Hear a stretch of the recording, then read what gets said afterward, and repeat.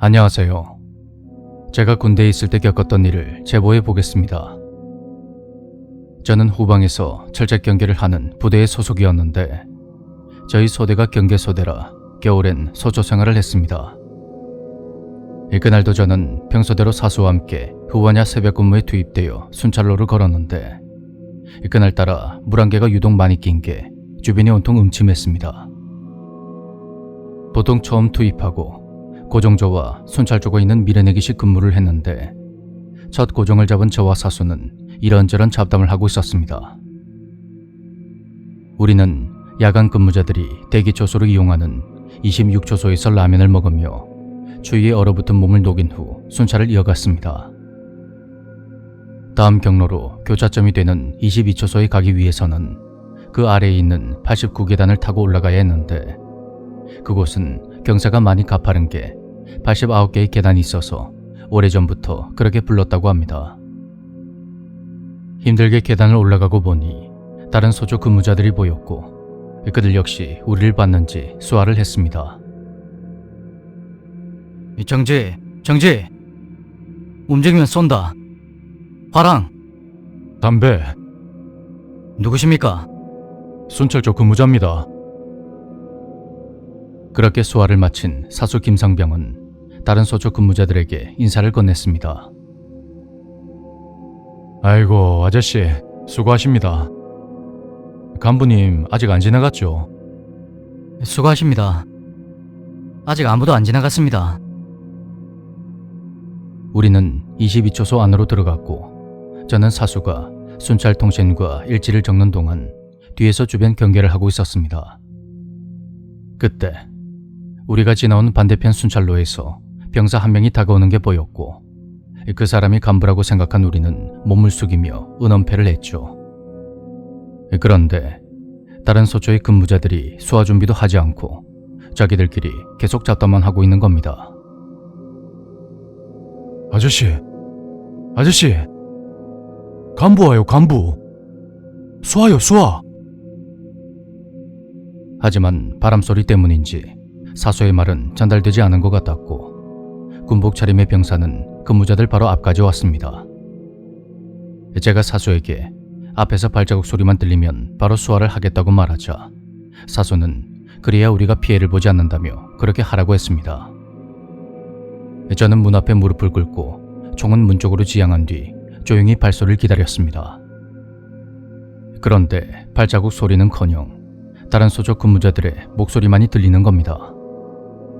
느낌이 이상해서 고개를 들어 정면을 바라보니 근무자들끼리 계속 수다를 떨고 있었고 우리가 간부라고 생각했던 사람은 이미 사라진 후였습니다.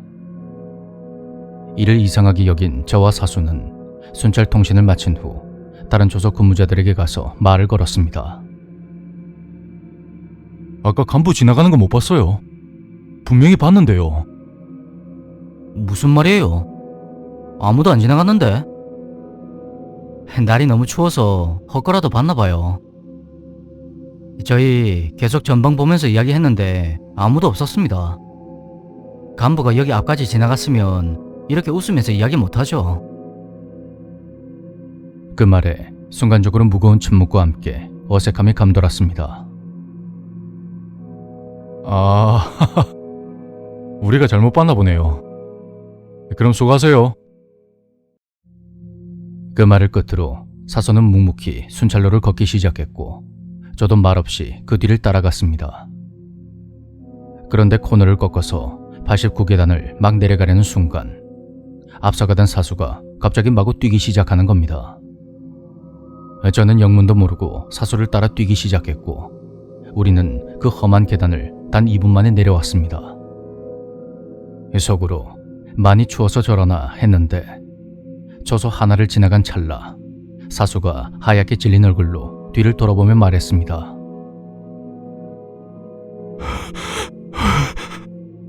갔나? 잘 못 들었습니다. 갔냐고! 무슨 말씀이십니까? 아까 89계단 내려올 때 코너 지나면서 옆눈으로 슬쩍 봤는데 네 뒤에 누가 미친듯이 웃으면서 달려오고 있었다. 우리가 간부라고 했던 그놈이 말이다. 그런 사소의 말에 저는 온몸에 소름이 돋으면서 그 자리에서 얼어붙고 말았습니다. 그날 우리가 봤던 사람 형체는 대체 뭐였을까요?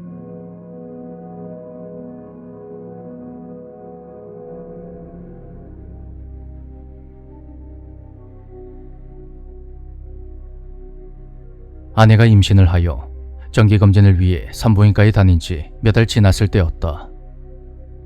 이 병원에는 임산부 전용 쉐어룸이 있었는데 서비스 차원에서 마련된 일종의 휴게실이었다. 아내는 병원에 갈 때마다 다른 임산부들과 어울려 수다를 떨곤 했는데 일종의 예비 엄마 모임 같은 것이 생겼다고 한다. 아내는 저녁을 먹을 때 가끔 모임에서 한 이야기를 들려주곤 했는데 하루는 이상한 말을 했다. 보통 사람들이 모이는 자리에는 구심점 역할을 하는 리더격의 인물이 있기 마련이다. 병원의 예비엄마 모임에도 그런 여자가 있었다고 하는데 그녀는 부모라면 모름지기 외면뿐 아니라 내면도 세련되어야 한다면서 일장연설을 늘어놓더니 언제부턴가 오컬트와 관련된 이야기를 꺼냈다고 한다. 간단한 운세로 시작해서 영적인 치유와 운명, 그리고 끝내는 일종의 흑마술과 같은 주술을 입에 올리는 그 여자를 보면서 아내는 되도록이면 그녀를 가까이 하지 않는다고 말했다. 당시 오컬트에 관심이 있었던 나는 재미삼아 그 여자가 어떤 말을 했냐고 물었고 아내는 고양이 사체나 해충을 모아서 흑마술을 한다고 했다며 치를 떨었다. 그 말이 섬뜩하게 들린 나는 되도록 그녀와 엮이지 말라며 아내에게 신신당부를 했다. 그런데 언제부턴가 여자가 앞으로 태어날 아이의 선천적인 가능성에 대한 말을 떠들기 시작했다고 한다. 그러니까 아이가 태어나는 순간부터 미래가 이미 정해져 있다는 것이다. 그녀가 아이의 운명을 최고의 위치에 올려놓을 비책을 알고 있다고 말하자 많은 예비 엄마들이 현혹되었다. 주술이니 비책 같은 기이한 일에 엮이고 싶은 사람은 아무도 없겠지만 내 아이와 관련된 일이라 다들 쉽게 혹했던 것이다. 엄마들 사이에서 한동안 이해할 수 없는 말들이 오고 갔고 사람들이 호기심에 눈을 번쩍이자 여자가 자신만만하게 말했다. 내가 말하는 대로만 하면 틀림없이 좋아질 거야. 그러려면 모두의 협력이 필요하지만 말이야. 말 그대로 운명의 신을 불러내는 건데 신에게 선택된 아이는 모두 훌륭한 인생을 살게 되는 거지. 신을 불러내려면 그만한 노력이 필요하지만 그 결과는 억만금을 줘도 못 바꾼다고. 내가 장담해. 그러니까 다들 협력하는 거다. 운명의 신님 가호 아래 말이야. 그 이야기에 아내는 큰 충격을 받았고 마침 진료 순서가 다가와서 자리를 먼저 슬쩍 빠져나왔다고 한다. 아내가 뒤를 돌아보니 상당수의 사람들이 그녀의 이야기에 귀를 기울이고 있었다. 아내에게 모든 이야기를 전해 들은 나 역시 등골이 오싹해졌다. 며칠 후 병원에서 아기가 사망하는 일이 일어났다. 경찰 조사에 따르면 사고사일 가능성이 높다고 했는데 정작 아이의 엄마가 능글맞게 웃고 있었다는 것이다.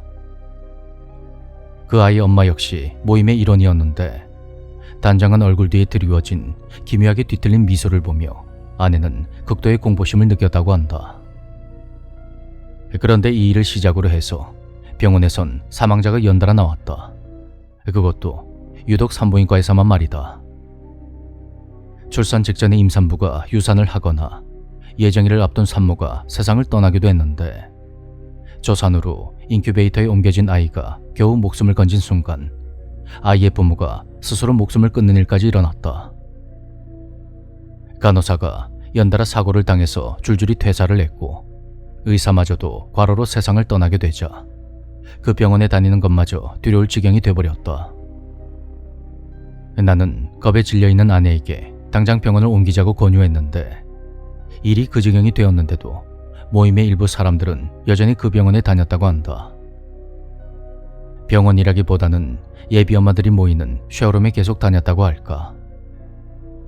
충격적인 일은 거기서 끝이 아니었다. 모임에 속해 있던 산모들 모두 아이를 잃었던 것이다. 그 중에서 2명은 2번 다시 아이를 가질 수 없게 되었다고 하는데 리더였던 그 여자만은 근처의 다른 병원에서 건강한 아이를 낳았다고 한다. 몇 년이 지난 후 그녀는 아이를 유명 사립 유치원에 입학시키기 위해서 이런저런 커뮤니티에서 활동하고 있다고 한다. 모두가 끔찍한 불행을 겪은 그 모임에서 왜 유독 그 여자의 아이만은 멀쩡했던 것일까? 그리고 우리 부부 역시 안타깝게도 염색체 이상으로 아이를 잃게 되었다. 이쯤 되니 내 아이도 그 운명의 신인지 뭔지 하는 것에게 선택받았다면 좋았을 텐데 그런 생각까지 하게 되었는데 내 머리가 어떻게 된 건 아닐까 싶은 마음에 너무나도 혼란스러웠다. 세상에 정말 그런 비법이 있는 걸까? 이것이 제발 실화가 아니라고 믿고 싶다.